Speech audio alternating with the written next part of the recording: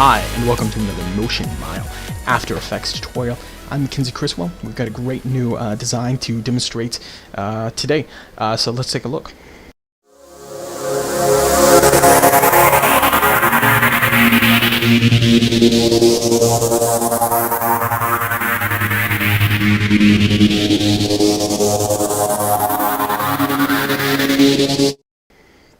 Alright, so you just saw what it was. It's a pretty simple HUD, heads-up display design. Obviously these are really popular in Hollywood. Motion graphics kind of tends to imitate Hollywood, if you will. So it's a cool thing to do. And this particular HUD is actually very simple. It's just kind of some circles. But you can definitely go crazy with this, but this is actually a pretty layered design. You can see we've got the HUD, we've got some text, we have some particles here in the background. There's some cool things with some 3D lights, there's some flares, there's some color manipulation. A pretty packed design. So let's just get started. But hang on, before we do that, actually I wanted to make sure that I mention, if you want to hot swap the text or images in a particular design, you know, a lot of times you might want to put in an image or some text or something instead of what's there, and that can help you reuse the same design over and over again.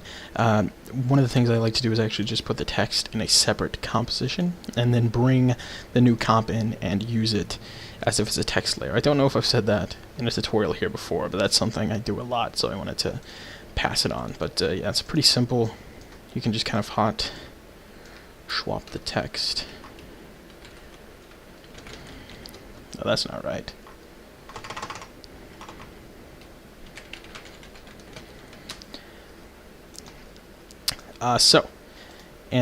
It'll hot swap your text. So let's jump into this, not wasting any more time, and we'll do a new composition. Of course, click here, File, New Comp, or Composition, New Composition, sorry, or just the Command N.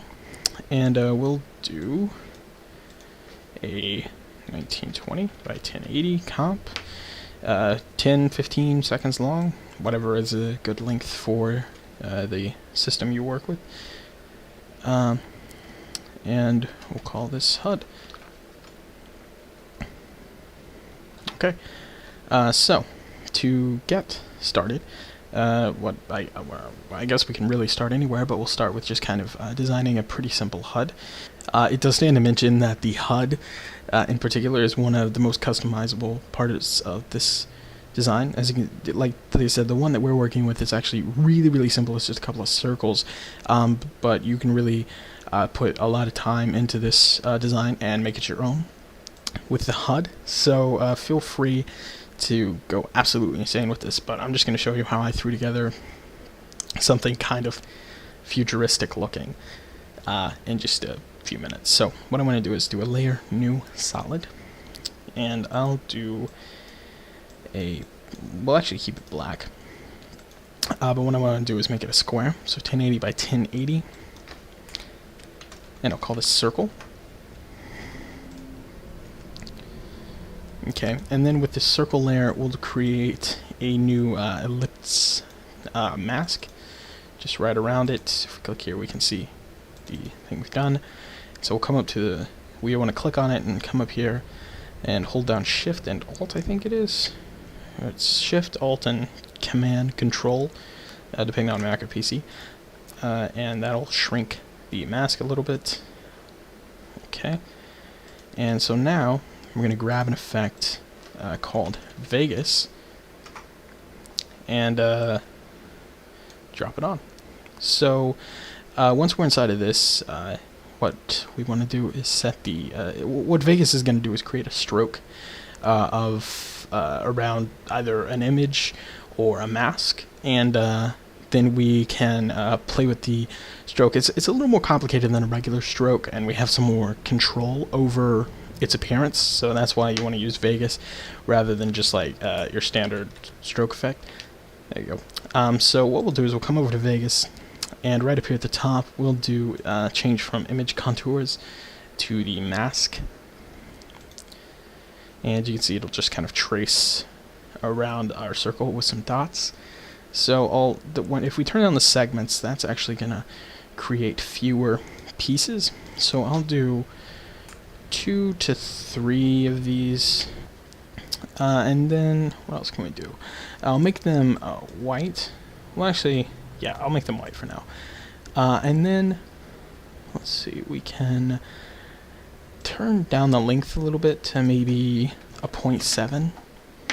And what we want to do is make sure that at the start, the midpoint, and the end, the opacity is 1 the whole time, just so that it's kind of a straight line. And the midpoint position, I'll just turn that up all the way, because why not? And then I'm going to also turn up the hardness, just so that it'll be a very broad, kind of noticeable line. And we can mess with the width, but I'll keep it basically where it was at 2. Right, so this is the first element of the design. And so what we want to do is fine-tune this into a kind of technical object. So what we want to do is kind of fine-tune this one element into hopefully something that looks kind of like a heads-up display HUD type of, what you would expect to see. So what we'll do is if we come to the rotation setting inside of Vegas still, we get some control over the rotation or position of the strokes. And so what I'll do is hold down Alt and click on the stopwatch up here, and we'll just put in a real quick expression, times the asterisk is what you want to put there, and we'll do 25. Also, a quick tip, these numbers vary quite a bit depending on the resolution of the project and the position of what you're doing. So I know a lot of times whenever you see someone do something in a tutorial and you just want to kind of try to duplicate that immediately and then go from there, a lot of times you want to put in the exact same numbers, but you may be working in a different resolution. So just be wary of the differences between resolution. I am of course going in 1080p, but anyways, now that we set that time equation here, what this is basically going to do is rotate the circle based on a time factor. So if we just hit the spacebar, we can see we've got a little bit of rotation. So from this point on, what we want to do is duplicate this one element until we have something pretty nice that we are comfortable moving on with. So what I'll do is I'll just hit Command C and V. You can of course do edit, copy, and edit paste if you're a fan of clicking, but come on. What we'll do is drag. So what we'll do is drag this second layer back a little bit in 3D space. You do need to make these 3D objects. I don't think I said that. And what we also need to do is change the blending mode to add. Okay, so now we can drag this back a little bit more. I'll go ahead and do a new camera, and I'll just do 50mm. And I want to kind of come up here and rotate a little bit so that we can make sure we're not pushing anything too far back in Z space. Okay, so there we can kind of see what's going on. And what I'll do is just make a few more copies of this, and I'm just going to put these into position in Z space, and then we'll talk about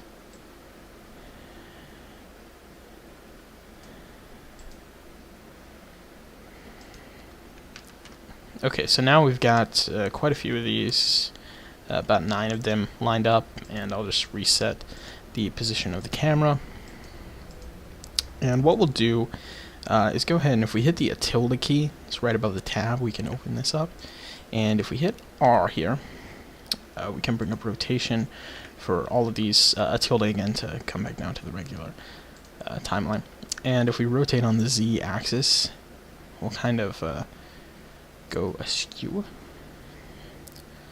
So we'll do that, kind of rotate everything off in a different direction. And if we just keep doing this for each of these, we'll offset it until we're happy with it. And then once we get that offset the way we like, if we rotate it, you can see we've got some nice depth to this HUD, and kind of getting to where we want it to be. So another thing we can do is actually mess with the amount of segments in an object. For example, I can change some of these to 3 or 4. I can even make it smaller, bigger. I can change the width of some of these. I think in the original I scaled a few down a bit. Not too much, but just barely noticeable amounts. And you just want to keep making little subtle changes to this until you get something that looks really nice and organic. If you're going to do the HUD this way, of course. But really it's just about messing with this until you find something that you're comfortable moving on with. So that looks good enough to me. So next thing I'll do is I'll actually just select all these real quick and hit this shy button right here so that we can hide these. And now I'll bring up some text. So I'll go ahead and type our kind of tagline, and that is fractured. Oops. Fractured is spelled with an F, I think.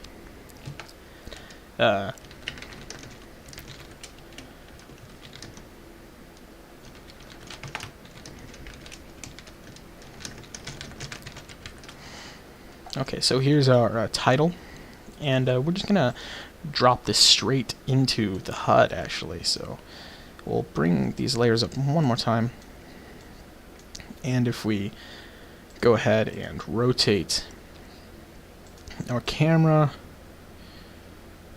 oops,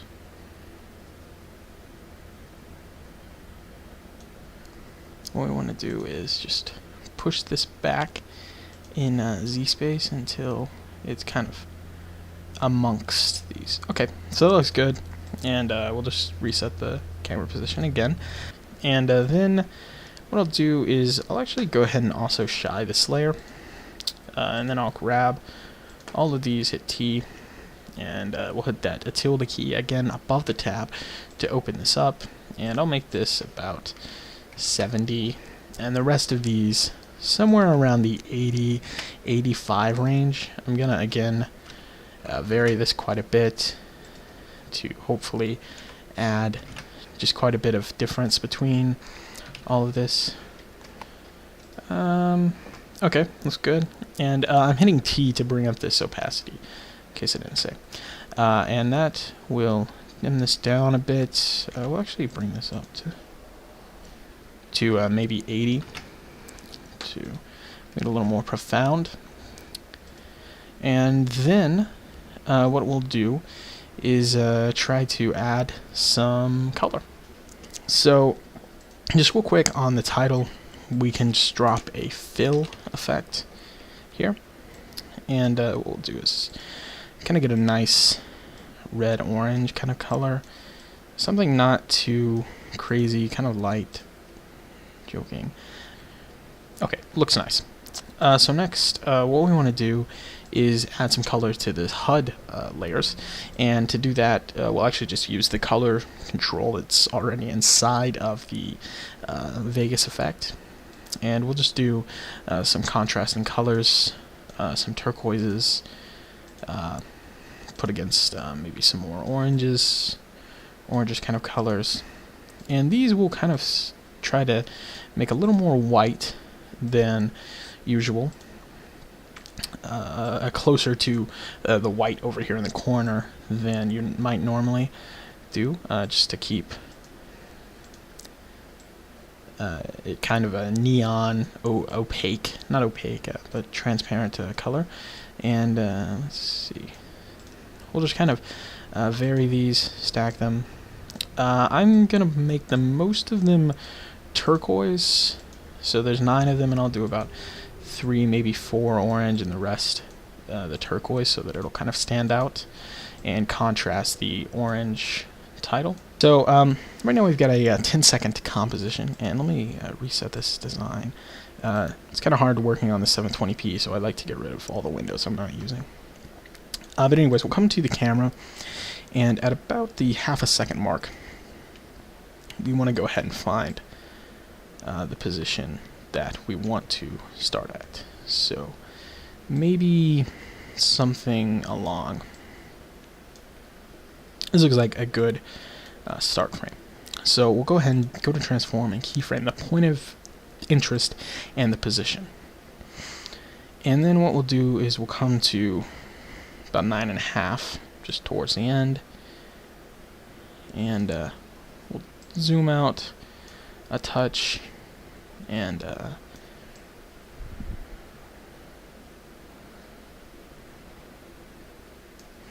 kind of rotate, add some motion here. And then what we want to do is, if you'll notice in the original, there's a very strong focus. There's a very small aperture, there's a lot of blur, it's a very macro looking shot. So that's kind of what we want to reproduce here.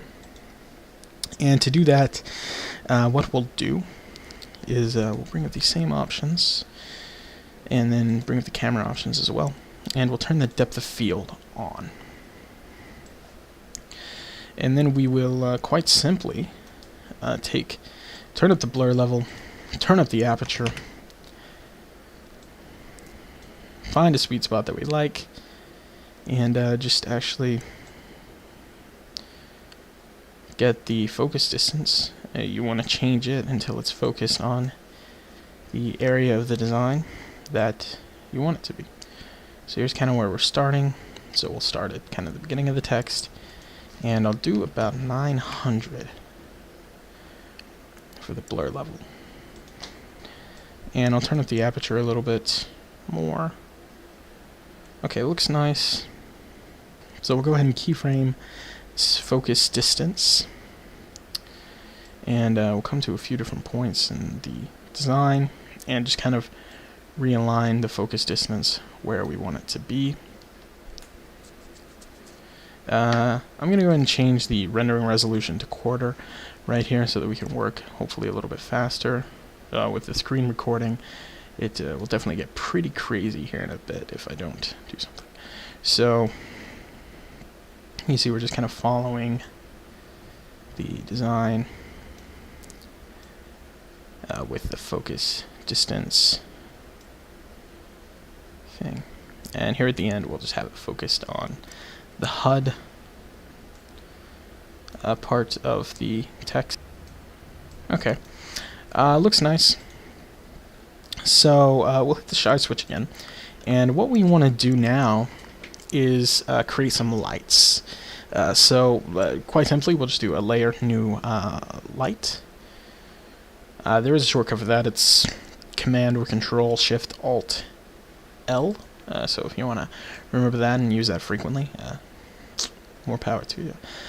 So we'll just create a simple point light. We'll use kind of this orangish color to cast an orange light here, and this is going to immediately influence the design. So we'll kind of push it back and add the oranges as kind of a backlight and put it over here in the corner. And then we'll do another new light, this time a blue. Yeah. And we'll put this one in the front and center, kind of up in the front so that it can really influence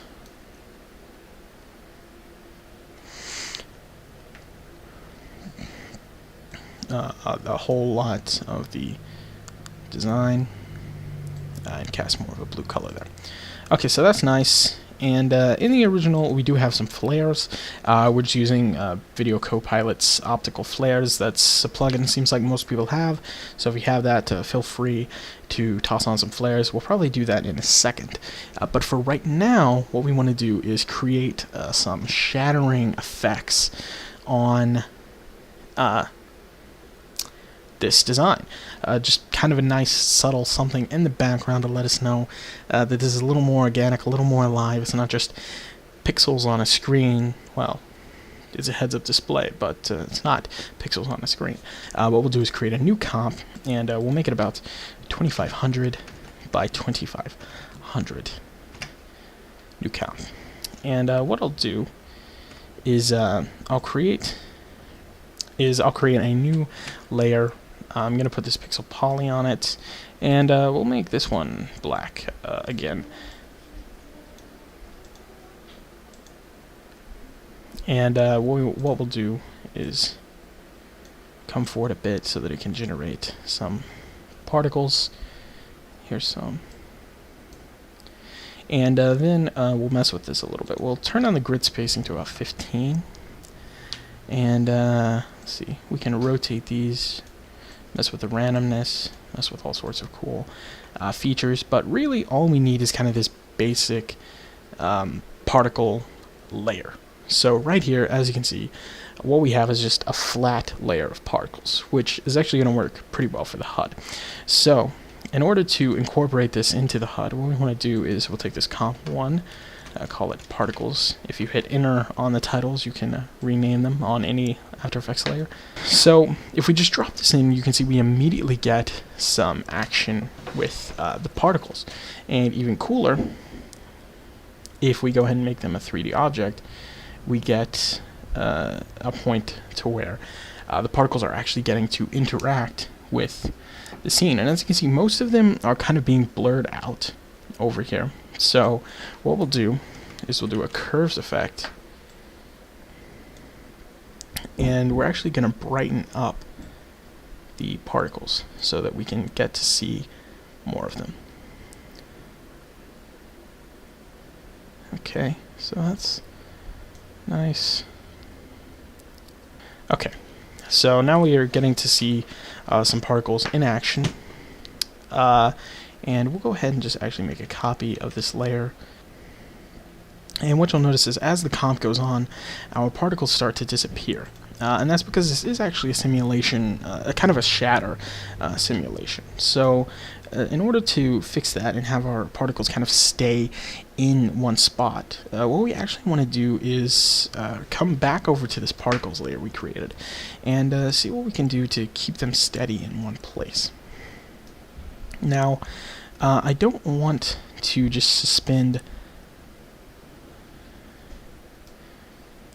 the motion. So what I'm going to do is grab just a little bit of this particle layer here, and I'm just going to trim this comp.